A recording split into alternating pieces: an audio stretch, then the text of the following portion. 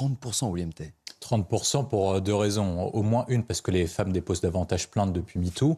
Et ensuite, surtout, parce que les augmentations d'agressions sexuelles ont explosé. Explosé pourquoi ? Moi, je prends un parallèle. Il y a 10 ans, j'étais étudiant à Paris. Quand je faisais mes études à Paris, on pouvait sortir. On savait qu'il y avait certaines zones à éviter. Et maintenant, dans mon équipe, j'ai certaines étudiantes et certains étudiants qui m'expliquent qu'à Paris, on évite de sortir le soir. Plutôt que de prendre les transports en commun, on va davantage en Uber. Et ça concerne Paris, ça concerne toutes les grandes villes françaises. Pourquoi ? Parce que la délinquance a changé et a muté. Elle était concentrée sur les périphéries de grandes métropoles. Aux alentours, principalement la Seine-Saint-Denis, pour ne pas l'évoquer, aux alentours de Paris, Villeurbanne pour Lyon et la périphérie de Nantes, de Lille ou de Marseille. Désormais, maintenant, les actes de délinquance, les actes d'agression sexuelle se concentrent dans les centres-villes et touchent tous les territoires métropolitains. Et c'est pour ça que maintenant, les femmes sont obligées de changer de mode de vie. Et je pense que ce qu'on assiste petit à petit, c'est qu'on perd notre art de vie à la française sous l'impulsion des délinquants parce que l'État est défaillant et incapable de protéger. Quand vous êtes obligé de vous adapter, de changer de mode de comportement, de changer de tenue, de changer de comment vous rentrez de chez vous en soirée, on perd petit à petit ce qui faisait la caractéristique de notre art de vie, notre civilisation, et c'est ça qu'on perd.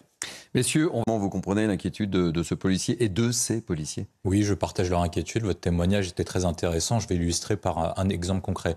Si vous changez de priorité, comme l'a fait Gérald Darmanin, c'est-à-dire tous les 3 mois, c'est-à-dire vous mettez la priorité sur le rodéo, ensuite la priorité sur les délinquances de rue, la priorité sur les violences conjugales, est-ce que du coup les officiers de police judiciaire ne vont pas changer de priorité tous les 3 mois ? Est-ce qu'on est en capacité de résoudre une enquête en moins de 3 mois pour les officiers de police judiciaire ? Je pense que c'est là le sujet essentiel. La politique a besoin de temps long et surtout l'administration a besoin de lisibilité et de clarté et cette réforme ne le permet pas.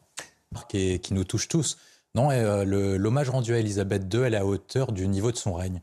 Quand son père est décédé, le George VI, Winston Churchill avait prononcé son éloge funèbre en disant que souvent le Royaume-Uni avait rencontré des grands règnes marqués par des règnes de reines. Il avait cité les exemples d'Elisabeth Ier qui avait battu la grande armée du Royaume de Portugal et d'Espagne. Et il avait également cité l'ère victorienne, notamment, qui était la grande apogée du Royaume-Uni. Est-ce que l'ère d'Elisabeth II est à ce niveau-là ? Je pense que oui, dans la mesure où elle a réussi à provoquer une transition et faire entrer son pays dans la transition du XXe siècle jusqu'au XXIe siècle. Si le Royaume-Uni n'est plus une puissance, ça reste un pays influent par la langue, par le soft power, par la culture, par sa place dominante. Et je pense qu'elle le doit beaucoup à la reine Elisabeth II. Et même son fils, le roi Charles III désormais, en bénéficie dans la mesure où il a remonté en cote de popularité. Donc c'est le dernier héritage de sa mère et je pense que le Royaume-Uni peut être fier d'avoir une reine comme ça.